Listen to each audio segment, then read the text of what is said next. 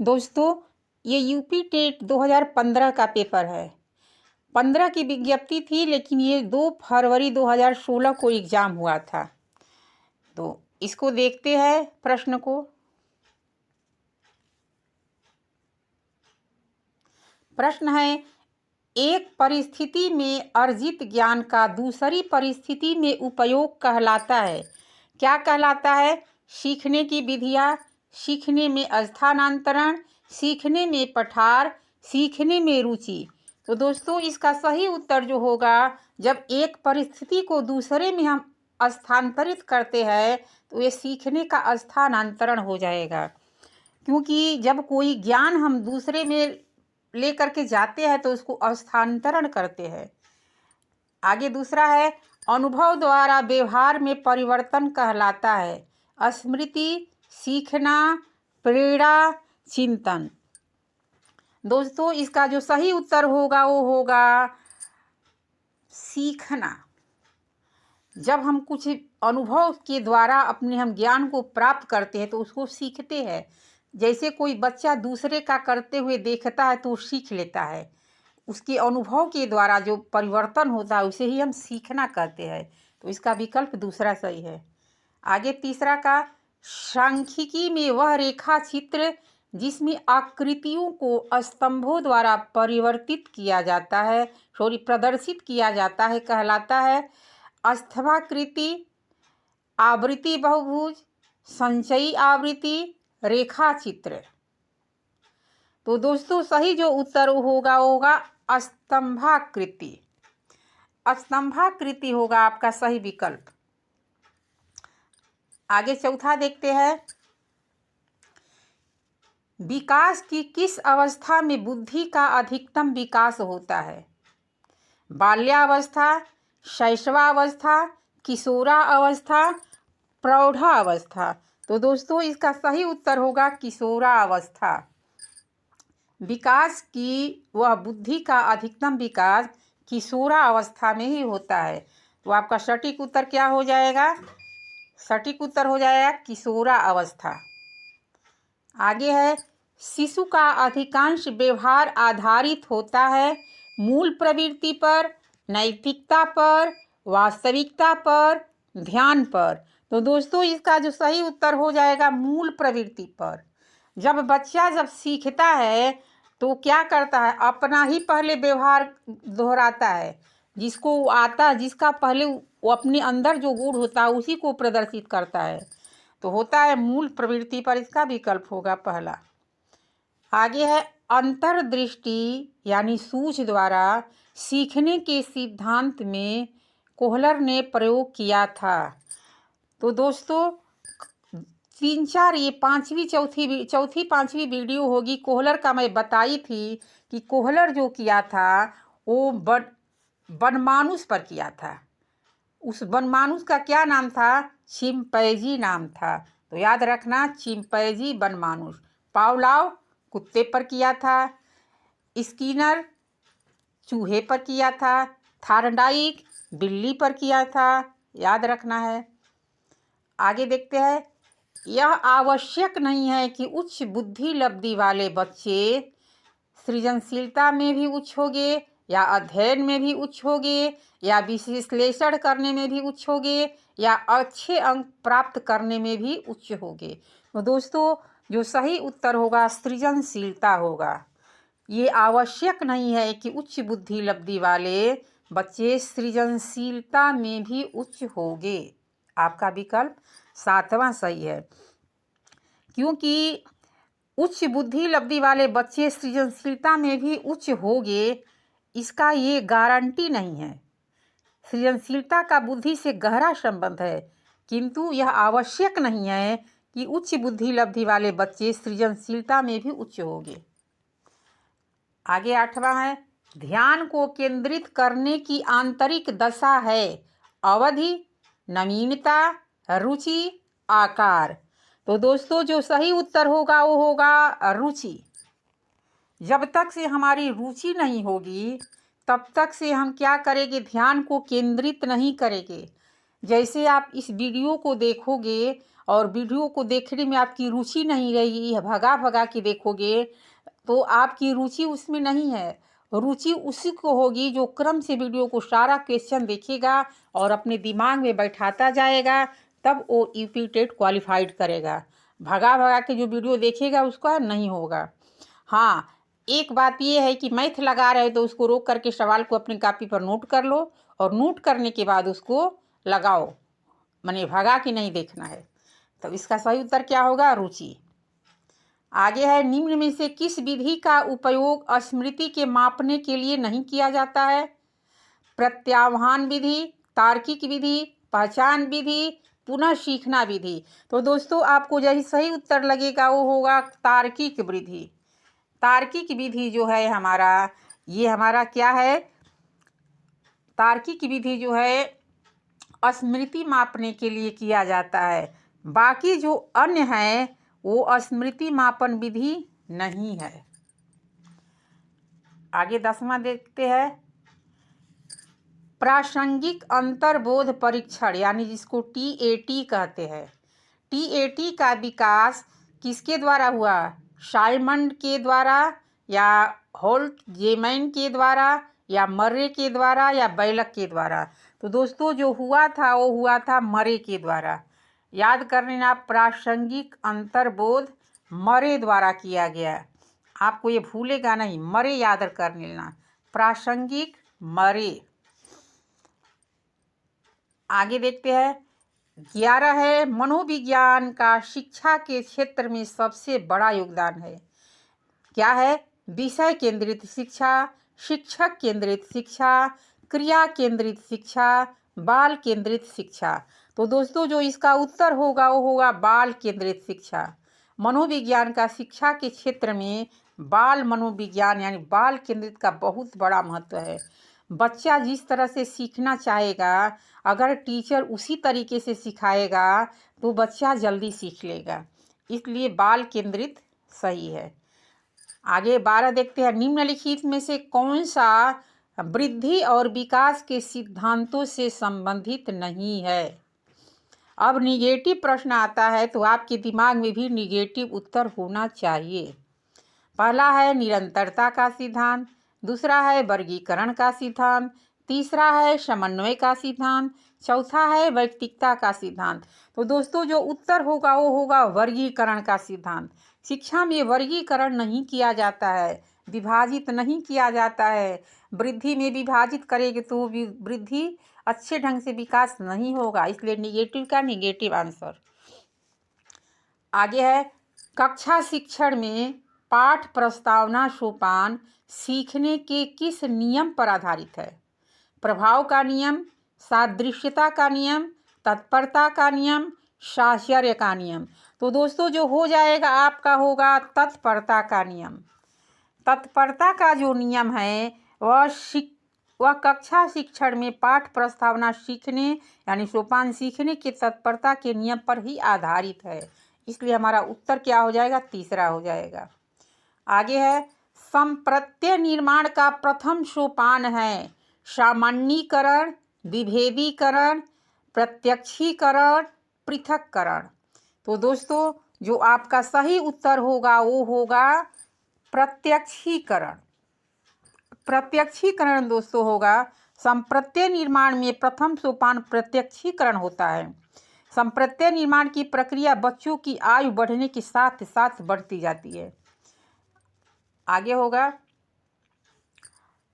प्रेक्षणात्मक अधिगम समन्वय द्वारा दिया गया था। किसके द्वारा? टोलमैन के द्वारा, बैंडुरा के द्वारा, थार्नडाइक के द्वारा, कोहलर के द्वारा।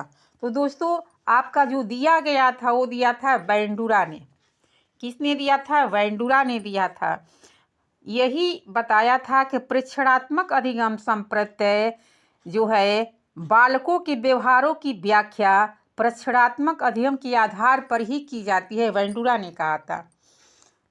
आगे, अधिगम में पावलोव ने प्रभाव का नियम दिया था या स्किनर ने, वाटसन ने या थॉर्नडाइक ने? बहुत बढ़िया, बहुत बढ़िया। ये 99% कैंडिडेट जो पढ़ने वाले होंगे वो तो उत्तर इसका दे ही देंगे। इसका तो उत्तर दे ही देंगे, कमेंट करके बताना कितने कैंडिडेट को आ रहा था। तो उत्तर हो जाएगा थॉर्नडाइक। आगे है अवधान के यहाँ पर जो थॉर्नडाइक था, अध्ययन के प्रभाव के नियम, तत्परता का नियम, अभ्यास का नियम, ये कौन सा नियम था, इसको कमेंट करके बताए। गौड़ था या मुख्य था, बताना है कमेंट करके। आगे 17 देखते हैं। अवधान के आंतरिक अथवा व्यक्तिनिष्ठ निर्धारक है रुचि, लक्ष्य, अभिवृत्ति, इसके बाद उद्दीपक, वस्तु, प्रविधि। तीसरा है प्रकाश, ध्वनि, गंध। चौथा है पुरस्कार, दंड, प्रोत्साहन। तो दोस्तों जो इसका सही उत्तर होगा वो होगा पहला, रुचि, लक्ष्य, प्रवृत्ति, अभिवृत्ति। ये जो अभिवृत्ति है ये क्या है, इसमें अवधान के आंतरिक अथवा व्यक्तिनिष्ठ निर्धारक शामिल है। जब तक से प्रकाश, ध्वनि, गंध नहीं रहेगा तब तक से क्या होगा, अवधान के आंतरिक अथवा व्यक्तित्व का निर्धारण ही नहीं हो सकता। आगे है बाल मनोविज्ञान का क्षेत्र है केवल शैशवावस्था की विशेषता का अध्ययन, केवल गर्भावस्था की विशेषता का अध्ययन, केवल बाल्यावस्था की विशेषता का अध्ययन, गर्भावस्था से किशोरावस्था की विशेषताओं का अध्ययन। तो दोस्तों इसका जो सही उत्तर होगा वो होगा चौथा, गर्भावस्था से किशोरावस्था की विशेषताओं का अध्ययन ही सही है, क्योंकि एक बालक का जो विकास होता है वो गर्भावस्था से ही शुरू हो जाता है। आगे देखते हैं, वह अवस्था जो कि माता के 21वें गुणसूत्र जोड़े के अलग न होने पाने के कारण होती है, क्या कहलाती है, Down syndrome, Klinefelter syndrome, Turner syndrome, Wilson syndrome. तो दोस्तों जो इसका सही उत्तर होगा वो होगा डाउन सिंड्रोम। क्या होगा, डाउन सिंड्रोम ही आपका सही उत्तर होगा। आगे है, कोहल वर्ग के अनुसार किस अवस्था में नैतिकता बाह्य कारकों द्वारा निर्धारित होती है, पूर्व पारस्परिक अवस्था, पारस्परिक अवस्था, पश्चात पारस्परिक अवस्था, इनमें से कोई नहीं। दोस्तों जो सही उत्तर होगा पहला आपका होगा, क्या होगा, पूर्व पारंपरिक अवस्था, यही आपका विकल्प सही है। बाकी जो 3 है वो गलत है, क्योंकि ये दिया था किसने, ये इसका कोहल वर्ग का पूरा नाम है लॉरेंस कोहल वर्ग द्वारा दिए गए नैतिक विकास सिद्धांत के प्रथम स्तर पूर्व पारंपरिक अवस्था पर बालकों की नैतिक तर्कणा दूसरों के मानकों अर्थात बाह्य कारकों द्वारा निर्धारित होती है। तो विकल्प आपका पहला सही है। निम्नलिखित में से कौन सा एक सही क्रम है, अंडाणु, शुक्राणु, ब्लास्टोसिस्ट, युग्मज। ब्लास्टोसिस्ट, अंडाणु, शुक्राणु, युग्मज।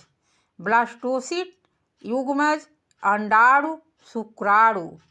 चौथा है अंडाणु, शुक्राणु, युग्मज, ब्लास्टोसिस्ट। तो दोस्तों जो आपका सही उत्तर होगा वो होगा चौथा, अंडाणु। पहले अंडा बनता है, इसके बाद शुक्राणु बनता है, उसके बाद युग्मज होता है, तब ब्लास्टोसिस्ट होता है। तो आपका सही उत्तर होगा, पहले कोड भाषा में इसको याद करो।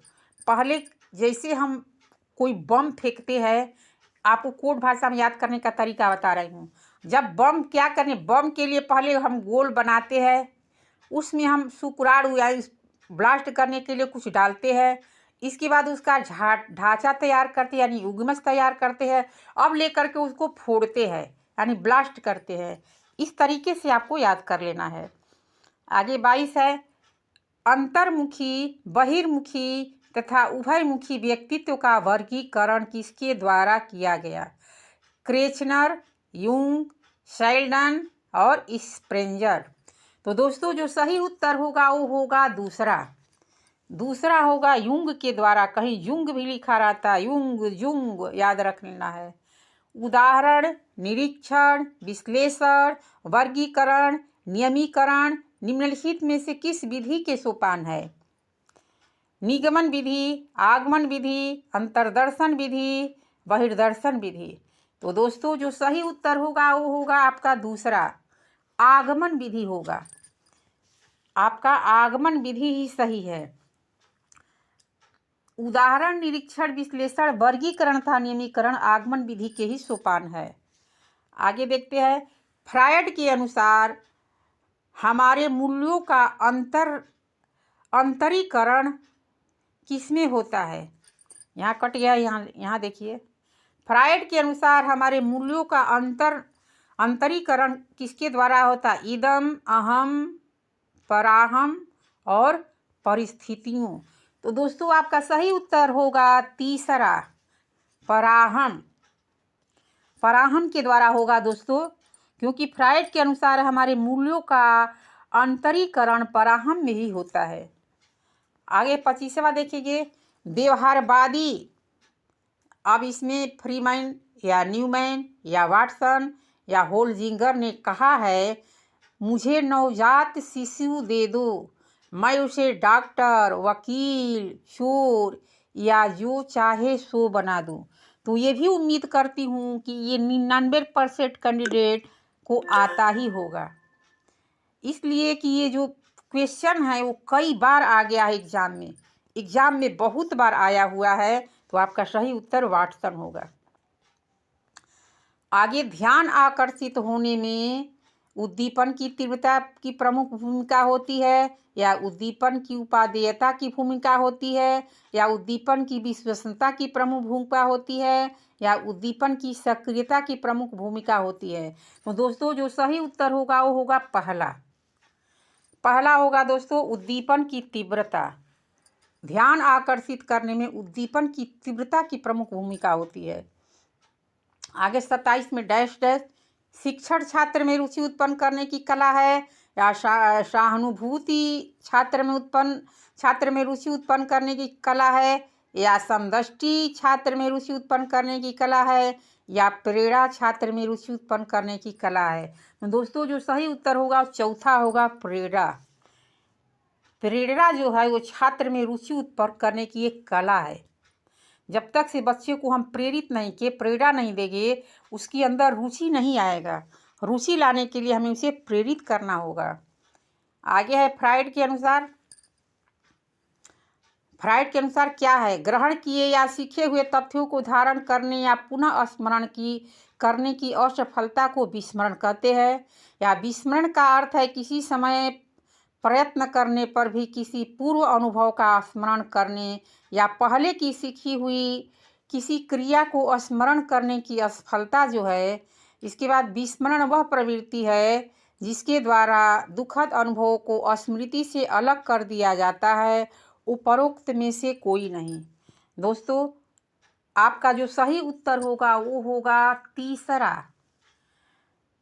तीसरा होगा दोस्तों। ये तीसरा जो है, विस्मरण वह प्रवृत्ति है जिसके द्वारा दुखद अनुभवों को स्मृति से अलग कर देती है, यानी भुला जाता है। विस्मरण का भूलना, जो भूल जाता है उसे ही विस्मरण तो कहते हैं। तो आपका सही उत्तर क्या हो जाएगा? दूसरा। आगे है, SOR किसके द्वारा प्रस्तावित किया गया? वाटसन, कोफ्का, कोहलर, गेस्टाल्टवादी मनोवैज्ञानिक। जो दोस्तों हुआ था वो हुआ था पहला, वाटसन के द्वारा। वाटसन ने SOR के द्वारा ये प्रस्तावित किया था। हाँ, आपका सही उत्तर क्या हो जाएगा? पहला हो जाएगा। अब हम देखते हैं तीसरा, वह मापनी जिसमें अंतराल मापनी के समस्त गुण के साथ परम शून्य भी हो कहलाती है? नामित मापनी, क्रमसूचक मापनी, अंतराल मापनी, अनुपात मापनी। दोस्तों जो सही उत्तर होगा वो होगा आपका चौथा, अनुपात मापनी होगा। अनुपात मापनी होगा दोस्तों। आपका अब आ गया हिंदी भाग 2। हिंदी आ गया। अष्टछाप के कवि नहीं है। अगर होते तो क्या रहते? सूरदास। अगर नहीं है तो क्या लगाओगे दोस्तों? अष्टछाप के इसमें जहाज के कवि नहीं, अष्टछाप के कवि नहीं है। सूरदास अष्टछाप के जहाज कहे जाते हैं। और इसमें अब बताना है अष्टछाप के कवि नहीं है। नाभादास, कृष्णदास, परमानंद दास, नंददास। तो 4 के समूहों में 2 गुरुओं से उन्होंने शिक्षा प्राप्त की थी, जिन्हें अष्टाप का जहाज कहा जाता है, जिसमें आपका नाभा दास नहीं है। बाकी जो कृष्णदास, परमानंद दास, नंददास ये थे। और आपका सही उत्तर निकल करके हो जाएगा नाभा दास। नाभा दास नहीं थे दोस्तों। आगे है, जो वाणी द्वारा व्यक्त न किया जा सके क्या कहते हैं? आत्म साक्षात्कार, स्वानुभूति, अनिवर्चनीय, रहस्य। तो दोस्तों जो सही उत्तर हो जाएगा वो होगा आपका तीसरा। तीसरा हो जाएगा दोस्तों अनिवर्चनीय। हम उसको व्यक्त ही नहीं कर सकते हैं। जो वाणी द्वारा व्यक्त न किया जा सके उसे अनिवर्चनीय कहते हैं। अब देखते हैं आचरण की सभ्यता किसका निबंध है? आचरण की सभ्यता दोस्तों किसका निबंध है? महावीर प्रसाद द्विवेदी, सरदार पूर्ण सिंह, रामचंद्र शुक्ल, पद्म सिंह। दोस्तों जो सही उत्तर होगा वो होगा आपका रामचंद्र शुक्ल। आचरण की सभ्यता जो है दोस्तों रामचंद्र शुक्ल द्वारा दिया गया था।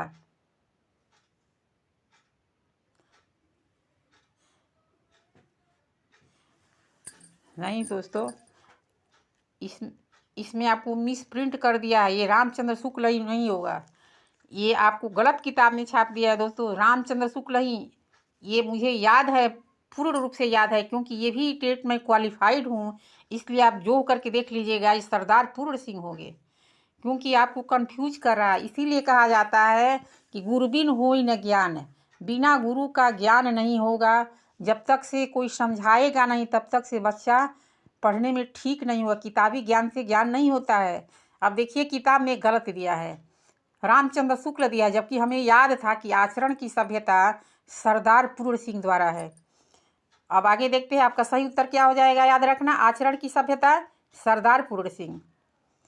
आगे, भूषण किस काल के कवि थे? वीरगाथा काल, भक्ति काल, रीति काल, आदि काल। तो दोस्तों जो थे हमारे भूषण कवि वो हमारे रीति काल के थे। रीति काल के कवि थे दोस्तों। आगे है, उत्साह किस रस का स्थायी भाव है? करुण, वीर, हास्य, श्रृंगार। 2 मिनट के लिए ब्रेक लेती हूँ, आप तब तक से अपना क्वेश्चन करके बताइए, अभी आ रही हूँ।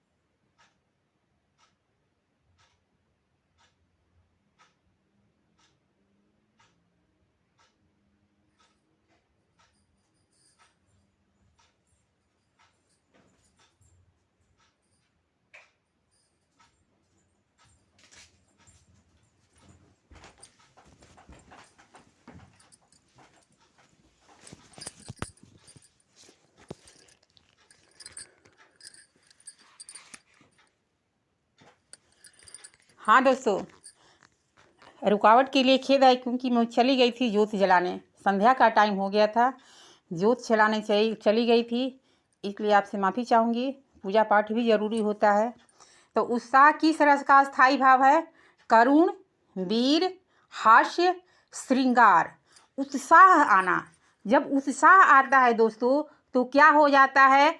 वीरता आ जाती है। वीर रस का उत्साह क्या होता है? वीर रस का स्थायी भाव है। तो आपका सही उत्तर क्या हो जाएगा? वीर रस। वीर रस हो जाएगा दोस्तों। सही उत्तर क्या हो जाएगा? वीर रस हो जाएगा। आगे, कवितावली के रचनाकार है सूरदास, जायसी, तुलसीदास, घनानंद। तो दोस्तों आपका उत्तर होगा तुलसीदास। कवितावली, गीतावली, विनय पत्रिका ये सब तुलसीदास के हैं। हाँ, विनय पत्रिका किस भाषा में है? तुलसीदास के जो रामचरितमानस है वो अवधि में है या वैशवाड़ी अवधि में है? फिर जो विनय पत्रिका है वो किस भाषा में है? सब याद रखना है। यानी रामचरित्र जो मानस है वो वैशवाड़ी अवधि में है, विनय पत्रिका ब्रजभाषा में है, कवितावली गीतावली जो है वो भी याद रखना है। तो आपका सही उत्तर क्या हो जाएगा? तुलसीदास। आगे उत्साह किस रस की, तो हो ही गया था, कवितावली गीतावली हो ही गया है।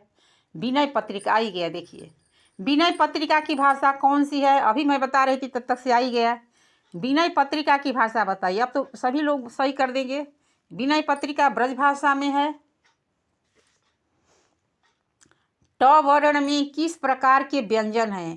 कंठ, तालव्य, मूर्धन्य, दंत्य। दोस्तों ट, ठ, ड, ढ, अड़ ये हमेशा मूर्धा में बोला जाता है। किसमें बोलता है? इसको हम थोड़ा सा मूर्धा में बोलते हैं। मूर्धा क्या कहलाता है?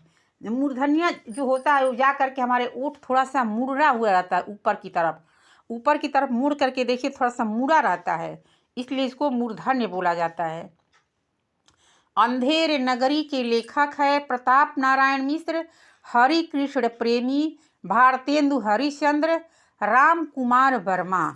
तो दोस्तों जो सही उत्तर होगा वो तीसरा होगा आपका, भारतेंदु हरिश्चंद्र है अंधेर नगरी के लेखक। अब 40 देखते हैं। 40 में है, आदिकाल में पहेलियाँ लिखने वाले कवि थे जगनीक, खुसरो, सरहप्पा, गोरखनाथ। तो दोस्तों सही उत्तर जो होगा आपका दूसरा होगा, खुसरो। अमीर खुसरो की ये अमीर का नाम है, पूरा नाम अमीर खुसरो। अमीर खुसरो जो पहेलिया मुकरिया ये सब बुझाते थे, अमीर खुसरो ये करते थे। आगे है, पेड़ से बंदर कूदा वाक्य में कौन सा कारक है?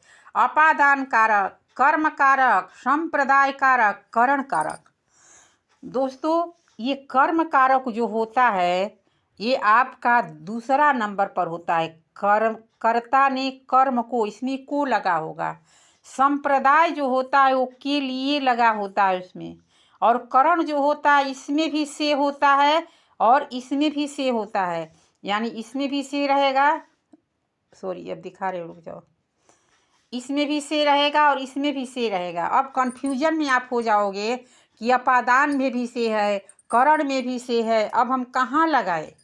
तो दोस्तों याद रखना कि जो चीज़ें अलग हो रही हो, उसे अलगाव हो रहा है, उसमें आपका अपादान लगेगा। क्या लगेगा? अपादान। अपादान अलगाव के लिए होता है, ये पंचमी का चिन्ह है, इसलिए पंचमी विभक्ति लगेगा, अपादान कारक होगा। अब आपका कन्फ्यूजन दूर हो गया होगा दोस्तों। तो चलिए आगे बढ़ते हैं। सही उत्तर क्या हुआ? अपादान। आगे है, श्रृंगार रस का स्थायी भाव है। श्रृंगार रस का स्थायी भाव क्या होगा दोस्तों? हास्य होगा या रति होगा, क्रोध होगा या उत्साह होगा। कहते हैं ना, कामदेव की जो पत्नी थी बहुत सुंदर थी, बहुत सुंदर थी। उनका क्या नाम था? रति नाम था। तो सुंदरता की जहाँ बात आ जाए वहाँ पर आपको रति मार देना है। क्या करना है? रति। आपका रति हो जाएगा। निम्नलिखित में तद्भव शब्द है भ्रमर, अग्नि, मस्तक, मछली। जो दोस्तों आपका सही उत्तर होगा वो होगा आपका चौथा, मछली होगा दोस्तों। क्योंकि तद्भव जो हमारा है वो हिंदी से लगभग मिलता जुलता है और तत्सम जो होता है वो संस्कृत निष्ठ होता है, इसलिए आपका चौथा विकल्प सही है। आगे, चौपाई छंद के प्रत्येक चरण में कितनी मात्राएं होती है? 24, 16, 11, 13। तो जो चौपाई में मात्राएं होती है दोस्तों वो हमारी 16 मात्राएं होती है। 16 मात्राएं होती है। और आपकी जो चौपाई होती है वो भी एक छंद है। पेड़ से बंदर कूदा वाक्य में कौन सा कारक था? अभी मैं आपको बताई थी कि पंचमी और तृतीया का चिन्ह से होता है, लेकिन दोनों में अंतर ये होता है कि तृतीया में से जुड़ा होता है। जैसे चाकू से, हम चाकू से सेव काटते हैं या चाकू से आम काटते हैं या चाकू से सब्जी काटते हैं तो हमारा चाकू जो है हाथ में टच हुआ है, हाथ की तो बात छोड़िए, चाकू से जो काटेंगे उसमें टच रहेगा। जब टच रहेगा तो आपका वो करण होगा, तृतीया होगा, और जब अलग हो जाएगा तो अपादान होगा, पंचमी होगा। तो आपको पंचमी मार देना है बिना देखे, बिना डर के पंचमी मार दीजिए, आपका कोई नहीं काट पाएगा। श्रृंगार रस का स्थायी भाव, श्रृंगार रस का क्वेश्चन दोहरा दिया है, लग रहा है 2 बार इसको टाइप कर दी हूँ। श्रृंगार रस का स्थायी भाव रति। निम्नलिखित में से तद्भव, देखिए दोहरा दिया है, मछली हो गया। चौपाई में 16 मात्राएं भी बताई थी। तेरी बरछी ने बर छीने हैं, खलन का पंक्ति में कौन सा अलंकार है? रूपक, अनुप्रास, श्लेष, यमक। तो दोस्तों जो 45 का आपका उत्तर होगा वो होगा यमक अलंकार। तेरी बरछी ने बर छीने हैं, आपका इसमें क्या हो जाएगा दोस्तों? यमक अलंकार होगा। आगे देखते हैं। हिंदी प्रदीप पत्रिका का संपादन किया, कितनी बार क्वेश्चन आता है, हर एग्जाम में आता है, ये वेरी वेरी इम्पॉर्टेंट है, ये इसको याद रख लेना, अक्सर जब भी देखिए हमेशा आता रहता है। तो 46 का है, बद्री नारायण चौधरी प्रेमघन या बालकृष्ण भट्ट या प्रताप नारायण मिश्र या भारतेंदु हरिश्चंद्र। दोस्तों बालकृष्ण भट्ट होंगे, बालकृष्ण भट्ट। एक और है जो इसमें आपको दिया नहीं है। सूर्योदय शब्द का संधि विच्छेद है सूर्योधन दय, सूर्यधन उदय, सूर्यधन उदय, सूर्यधन उदय। तो सूर्योदय में आपका जो दोस्त आपका सही उत्तर होगा सूर्यधन उदय। दूसरा सही होगा सूर्यधन उदय, सूर्योदय।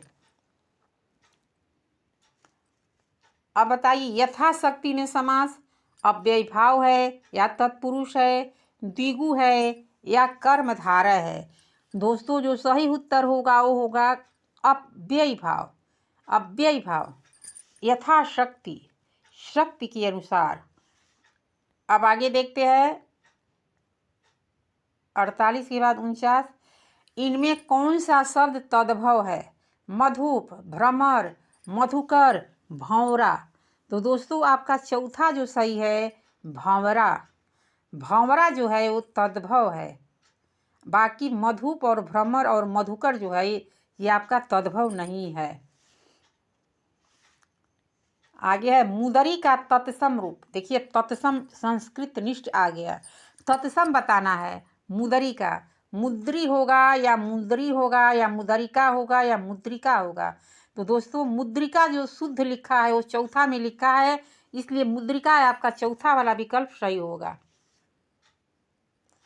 आगे निम्नलिखित में से कौन सा निबंध हजारी प्रसाद द्विवेदी का नहीं है?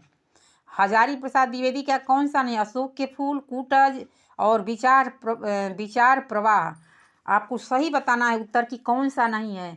दोस्तों 51 का जो हो जाएगा आपका वृत्त और विकास जो है ये हजारी प्रसाद द्विवेदी का नहीं है। बाकी जो 3 है वो हजारी प्रसाद द्विवेदी के है। इदिया जो अशोक के फूल, कूटज था, विचार प्रवाह, तीनों जो है वो हजारी प्रसाद के है, लेकिन वृत्ति और विकास इनका निबंध नहीं है। तो आपको याद रखना है चौथा है आपका सही। परमाल रासो किसके द्वारा रचित है? नल्ल सिंह, नरपति नाल, चंद्रवरदाई, जगनिक। दोस्तों जो इसका सही उत्तर होगा वो होगा आपका चौथा, जगनिक द्वारा लिखा गया है परमाल रासो, यानी विकल्प चौथा सही है। दुलहिन गावहु मंगल चार, दुलहिन गावहु मंगल चार, हम घर आए राजा राम भरतार। ये किसकी पंक्तियाँ है? तुलसीदास, कबीरदास, सूरदास, रैदास। तो दोस्तों ये आपकी जो पंक्ति है वो आपके कबीरदास की है, कबीरदास जी लिखे है इसको, इसलिए हम कबीरदास पर सही मारेंगे। मृगावती किसकी रचना है? उस्मान, मंझन, कुतमन, जायसी। तो आपका विकल्प नंबर 3 सही है कुतुबन का। आगे 55, निम्नलिखित में से शुद्ध वर्तनी वाला शब्द है, क्या है? अंतर्राष्ट्रीय, अंतर्राष्ट्रीय, इसके बाद अंतर्राष्ट्रीय, इसके बाद अंतर्राष्ट्रीय। तो दोस्तों जो आपका पहला विकल्प है अंतर्राष्ट्रीय, वही विकल्प आपका शुद्ध है, पहला विकल्प अंतर्राष्ट्रीय। आगे है आगे कुआं पीछे खाई। आगे कुआं पीछे खाई का अर्थ है चारों तरफ से जल ही जल होना, या रास्ते का बंद होना, या दोनों ओर मुसीबत, या बीच में निकल भागना। दोस्तों जो सही उत्तर होगा दोनों ओर मुसीबत। आगे कुआं पीछे खाई, भागे तो किधर भागे, दोनों ओर मुसीबत ही मुसीबत है। रामचरितमानस की भाषा क्या है? देखिए आ गया रामचरितमानस की भाषा अवधी। वैशवाड़ी अवधि नहीं लिखा है, अवधि ही लिखा है, कहीं कहीं लिख करके कन्फ्यूजन कर देता है, तो आप भरमाइएगा मत, उसमें उसको मार दीजिएगा, वैशवाड़ी अवधि जो देगा। रामचरितमानस की भाषा है अवधि, ब्रज, खड़ी बोली, भोजपुरी। तो अवधि को बेहिचक लगाइए, जो दिया रहेगा हम उसी को तो पकड़ेंगे। आदिकाल के लिए वीरगाथा काल निम्न में से वीरगाथा काल नाम किसने प्रस्तावित किया? डॉक्टर राम कुमार वर्मा, पंडित राहुल सांकृत्यायन, आचार्य रामचंद्र शुक्ल, आचार्य हजारी प्रसाद द्विवेदी। दोस्तों 58 का आपका सही उत्तर हो जाएगा तीसरा हो जाएगा दोस्तों आचार्य रामचंद्र शुक्ल। आचार्य रामचंद्र शुक्ल जो थे यही है वीरगाथा काल को स्थापित करने वाले, आचार्य रामचंद्र शुक्ल। तीसरा, उत्कर्ष शब्द का विलोम। उत्कर्ष क्या होगा? पतन, अपकर्ष, अपभ्रष्ट, विकर्ष। तो उम्मीद करती हूँ ये तो सभी लोग बता देंगे, उत्कर्ष का अपकर्ष हो जाएगा। आगे लास्ट क्वेश्चन हिंदी का, आनंद कादम्बिनी के संपादक कौन थे? देखिए 2017 में भी आया था, 18 में भी आया था, और भी लगातार ये क्वेश्चन आता रहता है। बाबू महादेव सेठ है, या चंद्रधर शर्मा गुलेरी है, या बद्री नारायण चौधरी प्रेमघन है, या अंबिका प्रसाद व्यास है। तो दोस्तों 60 का जो उत्तर हो जाएगा बद्री नारायण चौधरी प्रेमघन है। सही उत्तर क्या हो जाएगा? तीसरा हो जाएगा। यहाँ से आपका हिंदी अब ख़त्म हो गया। अब आ रहा है पार्ट 3। पार्ट 3 में दोस्तों आपको चूज़ करना होता है। क्या चूज़ करना होता है? संस्कृत और हिंदी में, या तो आप संस्कृत और अंग्रेजी में, या तो आप संस्कृत चयन कीजिए या नहीं तो इंग्लिश चयन कीजिए। तो पढ़िए इसको। 61 का पढ़िए क्या होगा।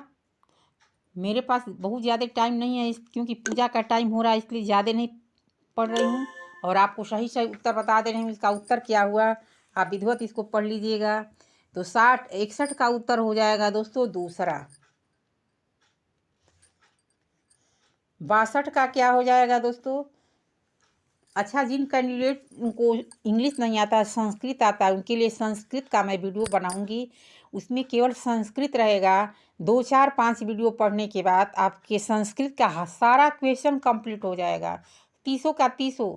आप उसमें कोई भी डरने की बात नहीं है। सारे वीडियो को देख लीजिएगा। 4-5 वीडियो डालूंगी, उस 4-5 वीडियो में आपका संस्कृत का 30 प्रश्न कंप्लीट हो जाएगा। और जिन कैंडिडेट को इंग्लिश आता है वो इस इंग्लिश को देखे और अपनी तैयारी को मजबूत करें। तो 62 का दोस्तों हो जाएगा दूसरा। 62 का भी दूसरा, 61 का भी दूसरा था, 62 का भी दूसरा हो गया। अब 63 देखते हैं। 63 का दोस्तों हो जाएगा, 63 का आपका तीसरा। दोस्तों 63 का क्या हो जाएगा? तीसरा हो जाएगा। 64 का क्या हो जाएगा दोस्तों? 64 का जो सही उत्तर होगा वो होगा दूसरा। 64 का दूसरा सही होगा। इसके बाद दोस्तों 65 देखते हैं। दोस्तों 65 का जो सही उत्तर होगा वो होगा दूसरा। 65 का दूसरा हो जाएगा। इसके बाद 66 देखते हैं दोस्तों। 66 का जो सही उत्तर होगा वो होगा तीसरा। 66 का होगा तीसरा। इसके बाद हम 67 देखते हैं। 67 को पढ़िए। 67 का आपका चौथा सही है। आपका चौथा सही है 67 का। इसके बाद 68 पढ़िए। 68 को पढ़ने के बाद आपका उत्तर जो निकल के आ रहा है वो दूसरा आ रहा है। आपका 68 के क्या हो जाएगा दोस्तों? दूसरा हो जाएगा।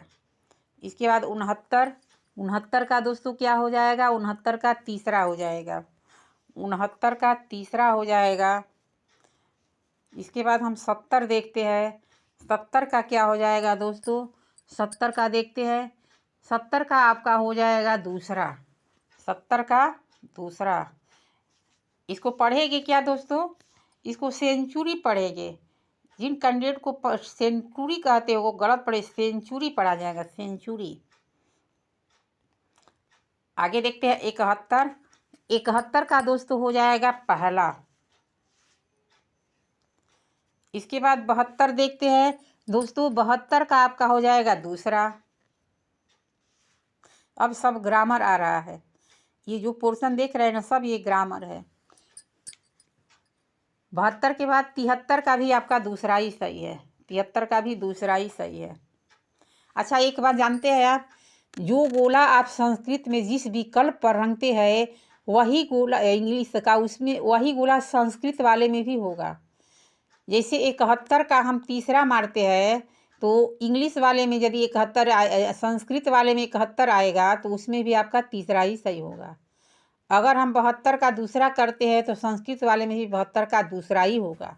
याद रखना है। जिन कैंडिडेट को संस्कृत नहीं आता होगा वो अंग्रेजी के आधार पर संस्कृत को सही कर देगा, और जिनको संस्कृत आता होगा उनके आधार पर अंग्रेजी को सही कर देगा। लेकिन जो भरे होगे वही भरना है। आगे देखते हैं 73। 72 बताई हूँ।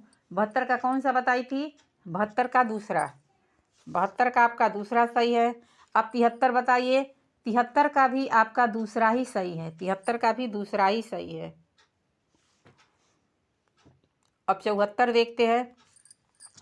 74 में दोस्तों, 74 में आपका तीसरा सही है। 75 देखते हैं दोस्तों। 75 में भी आपका चौथा सही है। 75 में आपका चौथा सही है, हेड लेफ्ट। 76 देखते हैं दोस्तों। 76 में आपका पहला सही है। 76 में कौन सा सही है? 76 में आपका पहला सही है। इसके बाद 77 देखते हैं। 77 देखते हैं। 77 में कौन सा सही है? 77 में आपका दूसरा सही है। 78 देखते हैं दोस्तों। 78 में आपका जो है वो चौथा सही है। 78 में आपका चौथा सही है, माई ओल्डर ब्रदर। 78 के बाद 79 देखते हैं। 79 में दोस्तों, 79 में आपका जो सही है वो चौथा सही है। 79 में आपका चौथा सही है। 80 देखते हैं दोस्तों। 80 में आपका दूसरा सही है। 80 में क्या सही है? दूसरा।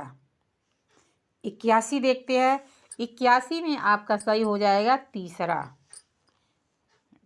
डिस्कस्ड। डिस्कस्ड सही है। 82 देखते हैं। 82 में आपका हो जाएगा दूसरा।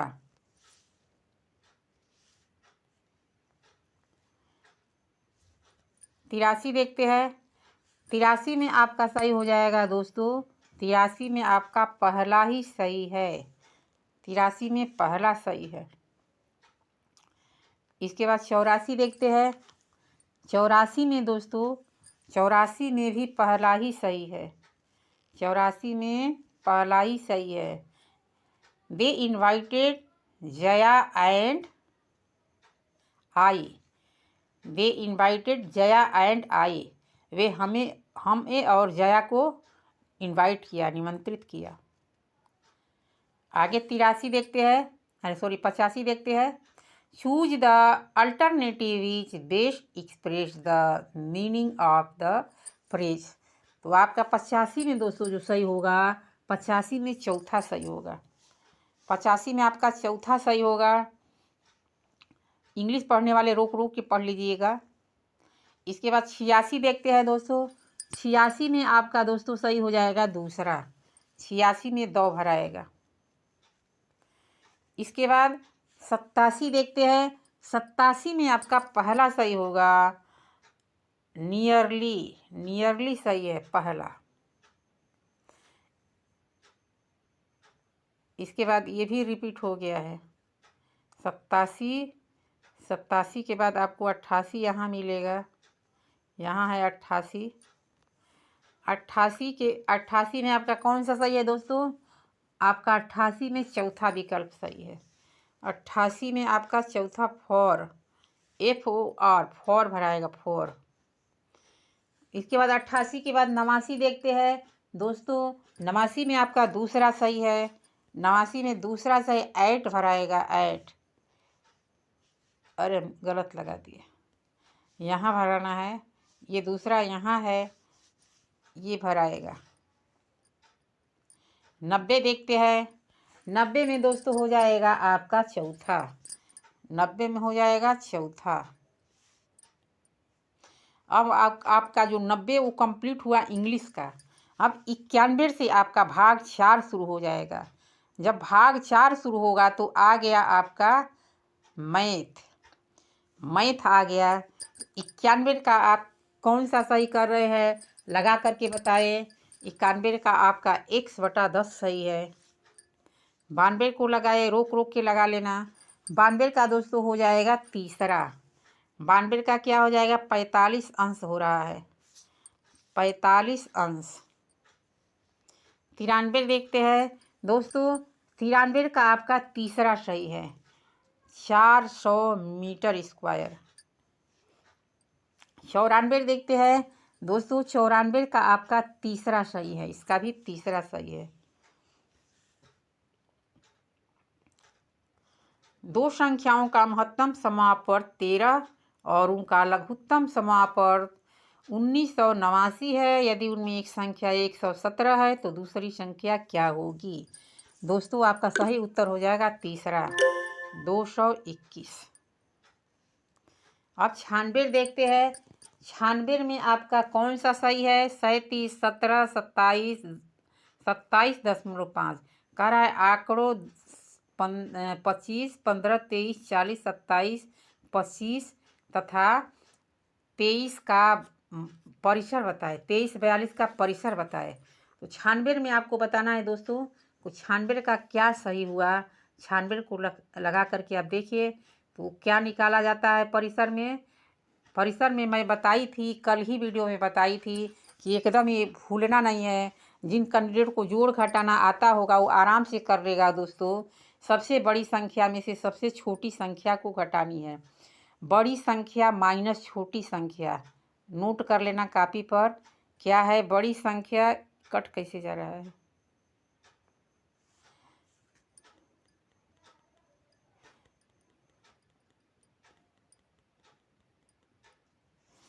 बड़ी संख्या, बड़ी संख्या, बड़ी संख्या माइनस छोटी संख्या। अब देखिए कैसे सबको आएगा ये। बड़ी संख्या माइनस छोटी संख्या बराबर ही वही परिसर निकल के आता है। तो सबसे बड़ी संख्या आपकी क्या है इसमें? 40 है और 42 है। सबसे बड़ी संख्या क्या है? 42 है। तो लिखो 42, 42। और सबसे छोटी संख्या क्या दिख रहा है दोस्तों? सबसे छोटी संख्या तो 15 दिख रहा है ना। सबसे छोटी संख्या 15। अब इसमें से 15 घटाओ तो 12 में से 5 या 2 में से 5 नहीं जाएगा। ये तो जानते ही ना इतना कि 2 में से 5 नहीं जाएगा तो एक खासी लेगा तो 12 हो जाएगा। 12 में से 5 जाएगा तो क्या बचेगा दोस्तों? 7 बचेगा। और यहाँ एक 4 अपने में से दे दिया था, यहाँ पर 3 बचा है तो 3 में से 1 जाएगा तो 2 होगा। तो उत्तर 27 आ जाएगा। अब 27 किस में है? ये तो सभी जानते होंगे कि 27 देख ही रहे किस में है। तो आपका सही उत्तर क्या हो जाएगा दोस्तों? 96 का तीसरा हो जाएगा। देखिए 1 नंबर पा जाएगा। यही सवाल लगाने के बाद एकदम आसान है। इस तरह से जो आसान होगा मैं 1 सेकंड में बता दूंगी। अब इसको लगाना पड़ेगा। 97 का जो उत्तर होगा वो हो जाएगा आपका तीसरा। इसको भी मैं बता दूंगी, सभी सवाल बता दूंगी, लेकिन टाइम कम है। मैं भी एक टीचर हूँ और 5 से 7 घंटा पढ़ाने के बाद आकर के दोस्तों घर का भी काम करना है। घर का काम करने के बाद मैं 2 घंटे पूजा करती हूँ। देखिए पूजा का टाइम हो गया है, लेकिन फिर भी मैं सोच रही हूँ कि इस वीडियो को बना करके अपलोड कर दूँ, क्योंकि सुबह का वीडियो मैं डाली नहीं हूँ, इसलिए जल्दी जल्दी इस वीडियो को बना रही हूँ। तो आप बताएं 98 का क्या हो जाएगा दोस्तों? 98 का आपका तीसरा हो जाएगा, 98 का तीसरा। निम्न में से कौन सी विधि देखो सुनो समझो के सिद्धांत पर आधारित है? ये तो लगाना नहीं है, ये तो आपको लगाना ही नहीं है। आपका दूसरा सही हो जाएगा प्रदर्शन विधि। देखना, सुनना, समझना, दिखाएगा तभी ना समझेगा, कोई प्रदर्शन करेंगे। कोई छात्र 5050 को 550 लिखता है, इसका अर्थ क्या है? ये भी नहीं लगाना है। स्थानीय मान की अवधारणा स्पष्ट नहीं है, संख्याओं का ज्ञान नहीं है, गणित का ज्ञान नहीं है, जोड़ का ज्ञान नहीं है। ये प्रेजेंस ऑफ माइंड लगाने के बाद आपको पता चल जाएगा कि स्थानीय मान की अवधारणा का स्पष्ट ज्ञान नहीं है। आगे है 20। इसमें ऐसा नहीं कि गणित किसी को आएगा नहीं, 5-7 सवाल सारे कैंडिडेट लगा ले वो जिनका जोड़ घटाना आता होगा। 20 सेमी भुजा के समबाहु त्रिभुज का क्षेत्रफल क्या है? दोस्तों 101 का आपका उत्तर हो जाएगा दूसरा, 101 का दूसरा सही हो जाएगा। 102 लगाए, 102 का आपका दूसरा सही हो जाएगा, 102 का भी दूसरा सही होगा। अब 3 देखते हैं, 3 लगा करके देखिए, 103, 103 में आपका तीसरा सही है। 36 semi, 30 semi, 24 semi, 36 semi, 30 semi, 24 semi, तीसरा सही है। चौथा लगाते हैं, चौथा का आपका उत्तर हो जाएगा दोस्तों आपका 104, 104 को ही चौथा बोल रही हूँ, 104 का आपका उत्तर हो जाएगा दोस्तों, 104 का आपका दूसरा होगा, 104 का दूसरा हो जाएगा 0.25। 5 देखते हैं, 5 का उत्तर हो जाएगा इसका भी दूसरा, इसका भी दूसरा ही सही है। अब 6 आपका संलग्न चित्र में कोण ए का मान बताना है, इसको लगाइए। इसको लगाने के बाद आप उत्तर बताना चाहते हैं तो आप कमेंट करके बता दीजिएगा कि आपको उत्तर आ रहा था पहले से ही। अगर आपको उत्तर नहीं आ रहा है तो याद रखिए कि 106 का दूसरा सही है। 106 का हो गया 36 अंश। 107 देखिए, 107 को पढ़े और लगाए। 107 का आपका दोस्तों जो होगा वो होगा पहला। 107 का क्या हो जाएगा? 16 सेमी होगा। 108 देखिए, 108 का क्या होगा? 108 का आपका दूसरा हो जाएगा। 108 का हो जाएगा 142.1 सेमी। 109 देखिए, कोई धन साधारण ब्याज की दर से 8 वर्ष में 2 गुना हो जाता है, 4 गुना होने में उसे कितना समय लगेगा? दोस्तों आप एकदम बिल्कुल आसान है, बिल्कुल आसान है, 2 मिनट लगेगा। लेकिन बस मैं घबराई हूँ, पूजा करने के लिए विलम्ब हो रहा है तो इसीलिए मैं फटाफट बता रही हूँ। 109 का पहला हो जाएगा, 109 का पहला हो जाएगा 24 वर्ष। आगे 110 देखते हैं। 110 का क्या हो जाएगा दोस्तों? 110 का आपका दूसरा हो जाएगा, 110 का दूसरा हो जाएगा। 111 देखते हैं, 111 में आपका चौथा हो जाएगा। 112 देखते हैं, 112 में आपका क्या हो जाएगा दोस्तों? 112 में भी आपका चौथा ही होगा, 112 में भी आपका चौथा ही होगा। 113 देखिए, 113 में आपका क्या हो जाएगा? 113 में आपका पहला हो रहा है, 113 में पहला उत्तर सही हो रहा है। 114 देखिए, 114 में आपका क्या हो रहा है? 114 में आपका दूसरा हो रहा है, 114 में आपका दूसरा सही है। देखिए 2 बार टाइप हो गया है। 114 में आपका दूसरा सही है। 115 देख रहे हैं, 115 में आपका क्या हो जाएगा दोस्तों? 115 में आपका दूसरा हो जाएगा, इसमें भी आपका दूसरा ही दे रहा है। 116 देखते हैं, 116 में आपका हो जाएगा पहला, 116 में क्या हो जाएगा? पहला हो जाएगा। 117 देखते हैं, गणित की प्रकृति है 117, 117 में दोस्तों हो जाएगा आपका दूसरा। 118 देखते हैं दोस्तों, 118 में आपका हो जाएगा चौथा। 119 देखते हैं। 119 में दोस्तों हो जाएगा पहला। 120 देखते हैं दोस्तों। 120 में आपका हो जाएगा चौथा। अब आपका भाग 5 आ गया। भाग 5 में पर्यावरण है दोस्तों। पढ़ नहीं रही हूँ, एकदम विलम्ब हो रहा है, पूजा करने का टाइम हो गया, इसलिए आपसे माफ़ी चाहती हूँ। आप रोक रोक के समझ लीजिएगा, मैं केवल विकल्प लगाते जा रही हूँ क्योंकि अब बहुत विलम्ब हो रहा है पूजा का टाइम। अब वीडियो को अधूरा तो छोड़ूंगी नहीं। 121 का दोस्तों हो जाएगा आपका चौथा। 21 का चौथा हो जाएगा। 22 देखते हैं। 22 का क्या हो जाएगा दोस्तों? 22 का आपका क्या हो जाएगा? 22 का हो जाएगा चौथा। 23 देखते हैं। 23 का क्या हो जाएगा? 23 का भी तीसरा हो जाएगा। 23 का क्या हो जाएगा दोस्तों? 23 का तीसरा होगा। 24 का देखो। 24 का क्या होता है दोस्तों? 24 का आपका दूसरा होता है। पढ़ नहीं हूँ दोस्तों क्योंकि एकदम विलम्ब हो रहा है, पूजा के लिए लेट हो रहा है दोस्तों। भगवान के पूजा में भी थोड़ा सा टाइम बिताना ज़रूरी होता है। जब तक रहेगी ज़िंदगी फुर्सत न होगी काम से, कुछ समय ऐसा निकालो प्रेम कर लो राम से। दोस्तों 24 का क्या बताई थी? दूसरा बताई थी। अब 25 का देखिए। 25 का हो जाएगा दोस्तों चौथा। 26 देखिए। 26 का क्या हो जाएगा दोस्तों? 26 का दूसरा हो जाएगा। 27 देखो। 27 का क्या होता है? 27 का तीसरा सही है। 27 का आपका तीसरा सही है। 28 देखिए। 28 का आपका चौथा सही है। 28 का क्या सही है? चौथा।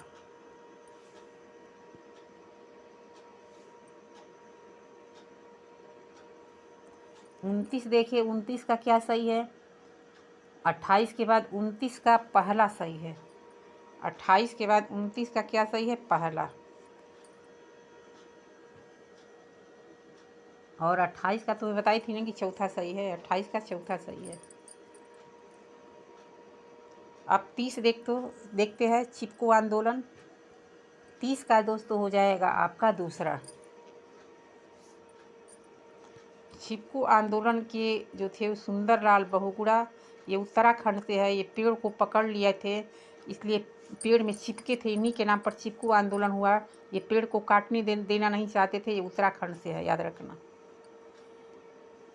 इंसुलिन का रासायनिक जो है प्रकृति क्या है? तो 131 का जो हो जाएगा दूसरा हो जाएगा दोस्तों। 131 का दूसरा प्रोटीन है।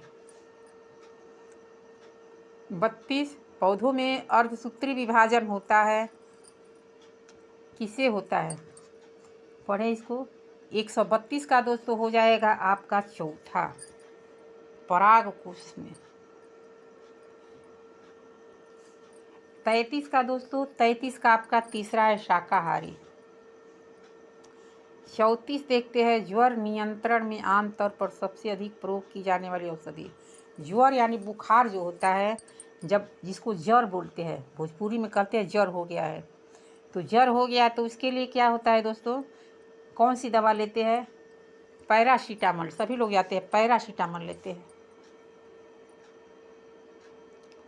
क्या हुआ था? 34। 34 के बाद 35 देखते हैं दोस्तों। 35 में आपका चौथा सही है। दही निर्माण हेतु सूक्ष्म जीव उत्तरदायी है, लैक्टोबैसिलस। और कौन सा विटामिन होता है दही में और दूध में? याद रखना, कमेंट करके बताना। कमेंट करके बताइए थोड़ा सा, कौन सा होता है विटामिन। इसके बाद 36 देखते हैं। 36 का आपका पहला सही है। प्याज लहसुन अदरक क्या है? जड़ है, तना है, अपस्थानिक जड़ें है या शल्क पत्र है? दोस्तों आपका सही उत्तर जो हो जाएगा वो तना होगा। ये जड़ नहीं है, ये तना है। एकोष्कीय सूक्ष्म जीव है। एकोष्कीय क्या है? 38 का जो हो जाएगा वो दोस्तों हो जाएगा तीसरा। पैरामीशियम है। पैरामीशियम ही एक ऐसा है जो एक उसकी है, याद रखना। निम्न में से कौन सा पादप उत्पादन साबुन का विस्थापन है? तो 39 का आपका दूसरा हो जाएगा पेट्रोल। अरे ये है रीठा। रीठा जो है दोस्तों, यहाँ रीठा लगाते हैं, रीठा है। इसके बाद 40 का हो जाएगा दोस्तों, 40 का चौथा आपका होगा। 40 का क्या हो जाएगा दोस्तों? चौथा हो जाए। इसके बाद 41 देखते हैं। 41 का आपका चौथा हो जाएगा, 41 में भी चौथा हो जाएगा। गैसीय अपशिष्ट है। कोयला से गैस निकलता है। लकड़ी के कोयले से जलने वाला धुआं जो होता है वो गैसीय होता है। कभी भी भूल कर भी बंद कमरे में मत रखिए, जैसे तो कार्बन मोनोऑक्साइड निकल जाएगा इसे, जो बहुत जहरीली गैस है। इसे कमरे वाले बंद में जो बंद करके लकड़ी को मत जलाइएगा। क्या हुआ था? 41 के बाद 42। निम्नलिखित में से कौन से पौधे दूर दूर प्रसारित हो गए? बीजाणु, बीज द्वारा, प्रकीर्णित पौधे द्वारा, फल द्वारा और प्रकीर्णित पौधे द्वारा, कायिक चरण द्वारा वितरित। तो दोस्तों जो इसका उत्तर हो जाएगा वो तीसरा हो जाएगा, फल द्वारा प्रकीर्णित पौधे। जब एक जीव लाभ लेता है और बगैर दूसरे सहजीवी जीव को प्रभावित किए तो कहलाता है, क्या कहलाता है? आपका 43 का हो जाएगा दूसरा, सहभोजी। 44 जब मोर सांप को खाता है, सांप कीड़ों को खाता है और कीड़े हरे पौधों को खाते हैं तो मोर का पोषण तल क्या होता है? 44 का आपका हो जाएगा चौथा, खाद पिरामिड के शीर्ष पर। 45 निम्न में से कौन सा कायांतरित शैल का उदाहरण है? बलुआ पत्थर, ग्रेनाइट, संगमरमर, चूना पत्थर। दोस्तों 45 का जो सही उत्तर होगा वो होगा तीसरा। तीसरा होगा दोस्तों संगमरमर। 46 का उत्तर हो जाएगा दोस्तों चौथा। 46 का क्या हो जाएगा दोस्तों? 46 का चौथा हो जाएगा। 46 का आपका चौथा हो जाएगा, सोडियम क्लोराइड। 47 देखते हैं। 47 का दोस्तों जो उत्तर होगा वो होगा आपका पहला। राज्यसभा में होने वाले सभाओं की अध्यक्षता कौन करता है? उपराष्ट्रपति करता है। आगे 48 देखते हैं दोस्तों। 48 का जो उत्तर होगा दूसरा, जलोढ़ मिट्टी। जलोढ़ मिट्टी उत्तर होगा। उसके बाद 49 देखते हैं। 49 में जो उत्तर होगा वो होगा पहला, प्रथम चरण उपभोक्ता। जो शाकाहारी जंतु भोजन के लिए हरे पेड़ पौधों पर निर्भर रहते हैं वो प्रथम चरण उपभोक्ता है। इसके बाद प्लेग क्या है दोस्तों? प्लेग जो है आपका जीवाणु जनित बीमारी है। दोस्तों बहुत जल्दी पढ़ाने के लिए आपसे क्षमा मांगती हूँ, क्योंकि अब जा रही हूँ पूजा करने। भगवान का पूजा करना भी ज़रूरी है। आप आराम से रोक के वीडियो पढ़िएगा। धन्यवाद। मिलेंगे अगले वीडियो में।